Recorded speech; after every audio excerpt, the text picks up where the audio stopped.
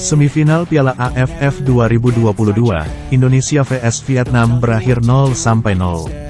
Timnas Indonesia gagal memetik kemenangan di leg pertama semifinal Piala AFF 2022. Menjamu Vietnam di SUGBK, skuad Garuda hanya berhasil bermain imbang dengan skor 0-0. Dendi dilanggar keras, pemain Golden Star bebas hukuman. Bomber Timnas Indonesia, Dendi Sulistiawan, dilanggar keras oleh pemain Vietnam, Doan Van Hao, dalam leg pertama semifinal Piala AFF 2022. Laga Timnas Indonesia vs Vietnam dalam jadwal semifinal Piala AFF 2022 bergulir di Stadion Utama Gelora Bung Karno, SUGBK, Senayan, Jakarta, Jumat, tanggal 6 Januari tahun 2023. Saat itu, Doan Van Hao mengangkat dua kaki dengan sangat tinggi untuk menjegal Dendi Sulistiawan. Walaupun demikian, wasit yang mengawal jalannya pertandingan, Omar Mubarok Mazarowa Al-Yakobi, tak memberikan hukuman kartu kepada Doan Van Hao. Leg pertama Indonesia vs Vietnam, penyakit kumat lagi, tugas berat menanti di Hanoi. Banyak yang sanksi Indonesia bisa meraih hasil positif di laga ini. Mengingat Vietnam tampil on fire di fase grup, namun ternyata di laga ini, Indonesia tampil cukup apik. Namun sayang anak asuh Sintayong gagal untuk mencetak satupun gol di depan para loyalis Garuda. Dari laga ini ada beberapa pelajaran yang bisa dipetik. Apa saja itu? Simak selengkapnya di bawah ini. 1. Penyakit sembut, penyakit lain kumat. Di laga ini Timnas Indonesia sebenarnya tampil cukup apik. Namun sayang penyakit lama skuad Garuda lagi-lagi kumat. Sebelumnya Timnas Indonesia dikritik karena para pemainnya, khususnya para penyerang, cukup egois. Namun di laga ini, Sintayong berhasil menyudahi penyakit tersebut. Namun sayang penyakit Indonesia lainnya malah kumat.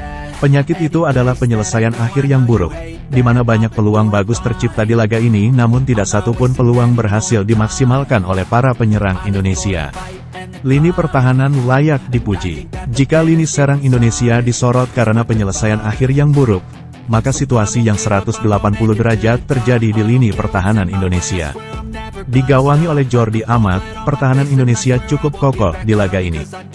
Dua penyerang Vietnam kesulitan untuk membuat peluang berarti di laga ini. Dari 4 tembakan yang dilepaskan, hanya 1 tembakan Vietnam yang tepat sasaran dan peluang itu tidak terlalu membahayakan gawang Nadeo di laga ini. Jadi barisan bek Indonesia layak diberi kredit di laga ini. Yaakob Sayuri bersinar. Jika harus menunjuk siapa pemain Indonesia terbaik di laga ini, rasa-rasanya Yaakob Sayuri layak mendapatkan gelar itu. Sang winger benar-benar jadi ancaman nyata bagi gawang Vietnam. Kecepatannya dan penetrasinya membuat barisan bek Vietnam kerap keteteran. Andai penyelesaian akhirnya lebih bagus, pemain PSM Makassar itu bakal jadi pemain terbaik di laga ini. Pergantian aneh pemain STY. Satu keputusan aneh yang dibuat Sintayong di laga ini adalah pergantian pemainnya. Di masa injury time, pelatih asal Korea Selatan itu memasukkan 3 pemain menyerang sekaligus. Mereka adalah Sadil Ramdhani, Ilyas Pasojevic dan Witan Sulaiman. Pergantian ini cukup aneh mengingat Indonesia sudah mengalami kebuntuan sejak pertengahan babak kedua. Seharusnya ketiganya sudah dimasukkan lebih awal. Namun apakah Sintayong sengaja mencadangkan para pemain ini sebagai bekal di leg kedua nanti? Wajib cetak gol di Hanoi. Dengan hasil imbang di SUGBK ini, tugas Indonesia untuk lolos ke final bisa dikatakan cukup berat. Pasalnya Indonesia harus menang di leg kedua ini. Namun ada satu keuntungan bagi Indonesia karena imbang 0-0 di SUGBK. Hasil imbang di Vietnam nanti bisa membawa Indonesia lolos ke final. Namun dengan catatan Indonesia harus mencetak gol dan tidak boleh imbang 0-0. Ini disebabkan Piala AFF 2022 masih mengadopsi aturan agresivitas tandang. Jadi jika Indonesia bisa imbang 1-1 atau 2-2, Indonesia tidak perlu melalui babak adu penalti untuk lolos ke final. Bagaimana menurut Anda? Silakan tulis tanggapan Anda di kolom komentar. Wassalam.